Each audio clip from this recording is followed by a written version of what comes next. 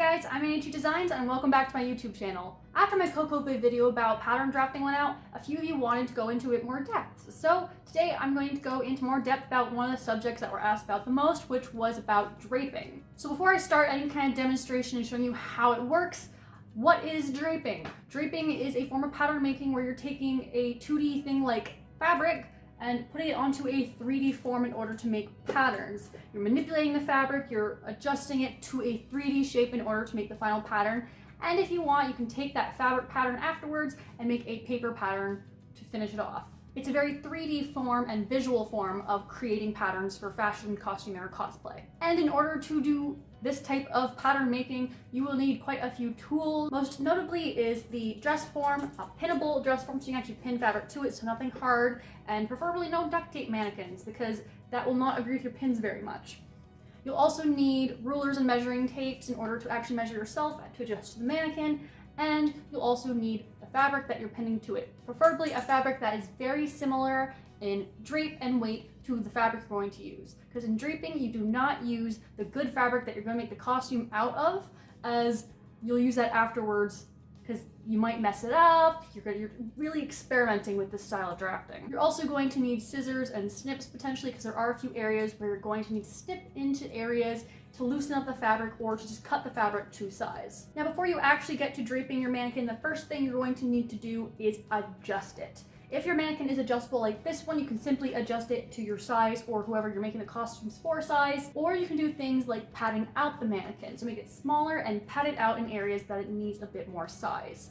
So if you're a bit bustier, like I'm bustier than this little mannequin here, she doesn't got much up there, you can always put a little bit of padding, whether that is a cushion or a little piece of foam or something, or you can also use bras and such to pad it out to your actual size. For the sake of today's demonstration, I am not going to put anything on it, just so it's a little bit more visually easy to look at. Once you are adjusted to size, it is a good idea to then mark some areas on your dress form. And not marking with a pencil or anything, you're going to be marking with things like souttage or ribbon or any kind of cording you might have to mark out areas where you're putting seams or necklines or style lines, anything of that nature.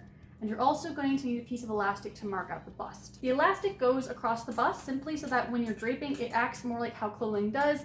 Clothing doesn't typically go right in between the divot between the bust, so a little dip in there. So this helps keep it so it kind of sits nice and flat. For certain garments, this doesn't work as well, but for most garments, you're gonna want this effect unless it is like a fitted corset or something of that nature. Now, obviously on my dress form, this does not do much as she's not very busty to begin with, but it does have a little bit of a flat area right here to keep it from completely collapsing the fabric when you're making the actual garment. When it comes to the souttage or the ribbon or the cording, whatever you're using, you're only going to map out your lines on one side of the garment. Because if your garment is symmetrical, there's no need to do both sides because you always just mirror, flip, cut on a fold or such when you're cutting it out eventually anyway. If it's symmetrical, only work on one side or focus on one side while you're draping. If something you're making is asymmetrical or a special cut, like maybe it's a cowl neckline or something, then that's when you would go onto the full scale of the front.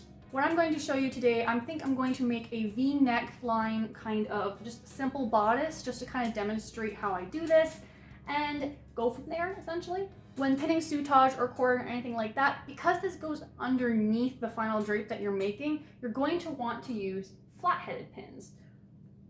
So nothing with a ball at the top or anything like that, because you want it to be as flat as possible so that when you're pinning it on, it doesn't really affect anything. Because I'm using one side, on this case, I'm going to be using the left side of this dress form. So the neckline, I know for a fact, will have to go all the way across the back, and then I'm going to put a V down the front.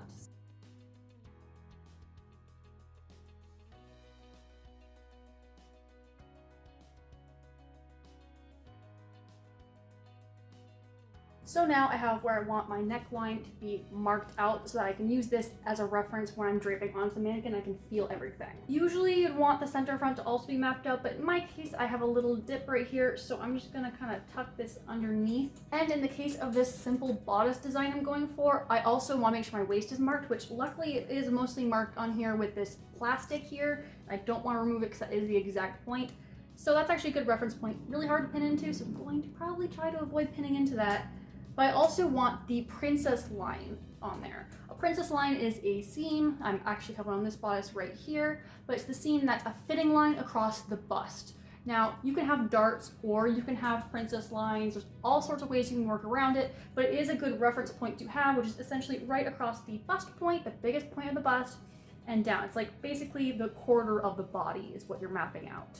So I'm going to put a line right across where that princess line would be if I were doing a princess bodice, so I can use it as a reference later when I'm putting in the dart. For those unaware what darts are, darts is a tuck of fabric usually that is taken in so people can fit things over a flat or 3D shape. Without darts, clothing would not fit quite as nicely, and without manipulating darts into princess scenes and such, garments would not be fitting the way you'd see them now or even in historical garments. So now I have the desired area of the princess seam mapped out. Now, if you're making a garment where you want a special seam, a decorative seam or something, using a souttage like this is a great idea because when you drape, you can feel it and you can already kind of start to visualize what you want before you've actually started to drape. It's time to get the fabric prepared. In my case, I'm going to be using a cotton just because it's simple, but what you're going to need to make sure is that whatever fabric you're using enough of it that it will be able to cover the piece you're going for. Now in my case, I'm just going to be doing a front bodice piece just to kind of demonstrate this to you. If you're doing, for example, a dress, your piece is going to be longer and wider. Depending on what you're doing, your fabric sizes will vary. There are some places that will give you specific instructions to what sizes you can estimate to use. I usually just wing it because I don't have those instructions on hand, as I don't usually use textbooks to do this. I also no longer have my teacher's instructions from our draping classes, so I usually just wing the size estimate based on the size of the thing that I'm draping on. Now, something you should always do, especially because usually you're working on halves if you're making a symmetrical garment, is place a line. Where is my line? Place a line where your center front, or if you're working in the back, center back would be as a reference point. So if you're doing something that's asymmetrical, still in the middle, have that center front line as your reference point. And that is going to be the first thing that you pin into place when draping. So in my case, I've got to match up this line, which I'm very sorry, it's very hard to see on this, but I want to line it up with my center front. And that will be the first point that you do. Typically when you drape, you're kind of going left to right or right to left. You're going from front to side and up and down. So now I have my center front draped so I can actually start to properly manipulate the fabric to do what I want. So first and foremost, I'm going to remove this pin here and I'm going to start to move. So you start from up and you go out essentially. So it's hard to see on camera. I can actually feel my souttage line along the neckline here, and I can feel and sort of see my princess line here as well. So what I'm going to start with, usually you'd start all the way up here if you're doing a typical neckline, but I want to do a V-neck for this. So I'm going to start to pin very loosely along where that neckline is. Manipulate the fabric as I go, just kind of smooth it out. And it's gonna want to start to kind of warp a little bit because this opening here, it doesn't like it too much. The neckline, you're always gonna have to release some of that fabric because it's a little picky. That's where your scissors come in handy. The tighter your neckline, especially up here, the more you're gonna have to trim this in just to kind of give it some ease and space for the fabric to kind of stretch a bit. Make sure not to go too close to your line because you don't want to get into this line here at all. But then see how much nicer that just lays there, nice, a whole lot nicer now. The shoulder line is another area you can mark, especially if you're doing a drop shoulder to either direction, so that you can actually figure out where your pattern piece would lay and where the essential seam for the shoulder would lie. But now we're at the underarm. So as you see, I'm still going this way, going downwards. I'm going to start to pin out this armhole.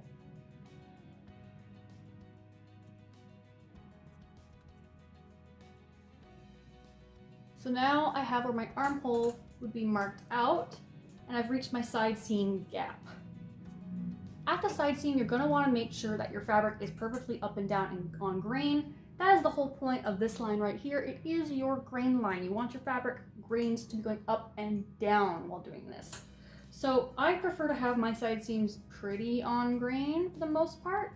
So that's giving me all this excess over here, which we'll get to in a second.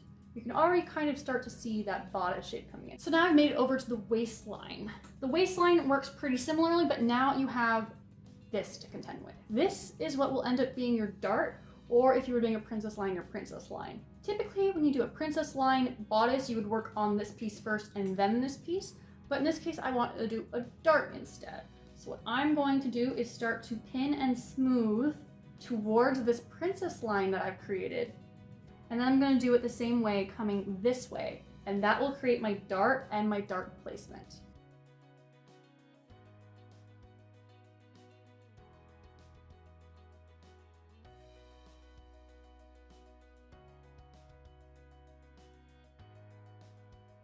So now I have created a little dart here, and I have my basic pattern and shape figured out. You can kind of see that's the shape.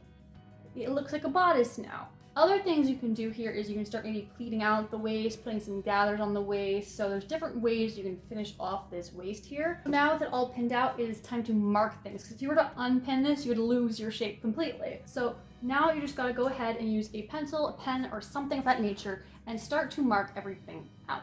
I'm going to start the neckline, and you can see my pin line here, and you can see my souttage line here.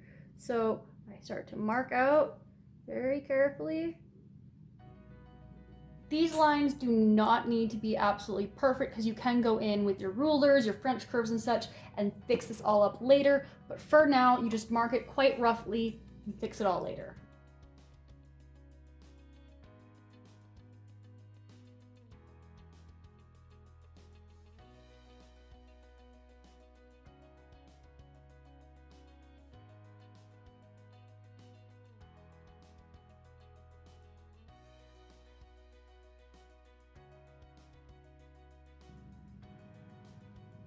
So now I have lines marked for all of my edges. It will be eventually my pattern piece.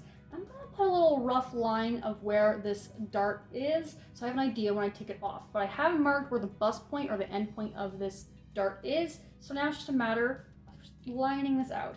You can decide to pin this out if you want to make it a little bit more accurate. I prefer to do it this way because I find the pins get in the way of my marking. And that is it all marked out, so now it's just a matter of taking it off the dress form.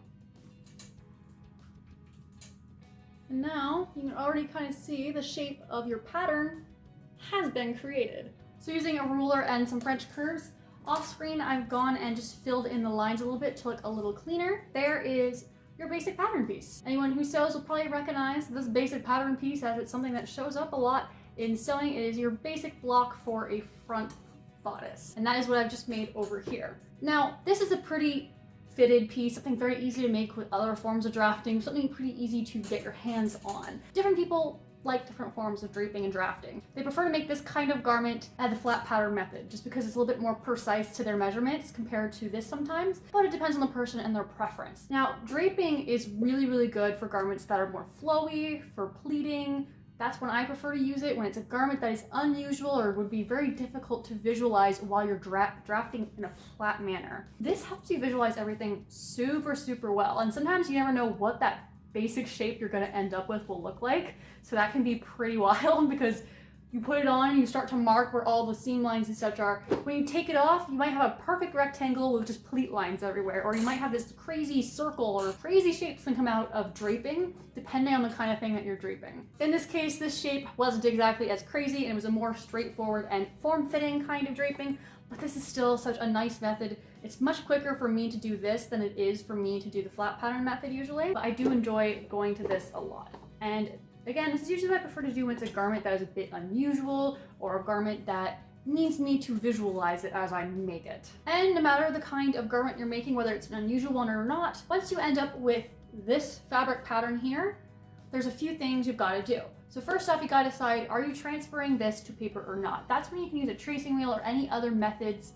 of tracing to take this from the fabric and tracing it onto a piece of paper. No matter the method you're doing, you're going to need to add some seam allowance. Because if you were to sew just this shape here to the other pieces of this pattern, you'd be losing some of your fitting because you haven't added seam allowance. Seam allowance is very important to add to this. Do not forget that step because it's very important. This is not a video though about finishing patterns, and it's not a video about how to make seam allowance though. This is just the basics of how draping works. There are a few things I could go into a little bit more depth, but this is the basics of how it works. If you ever want me to demonstrate something a little bit more complicated or something with a little bit more flowiness or something more elegant of that nature, do let me know, because that'd be something I'd really like to experiment with, and I think there's a lot of potential for some fun videos out of that. But in the end, I've shown you how to do one of the more basic shapes, and I'm hoping that maybe this helps you learn a few things about pattern making, especially in the drafting sets. So if you like this video, be sure to like, subscribe, and all that good stuff. And I'll see you in my next video. Thanks for watching, guys. Bye!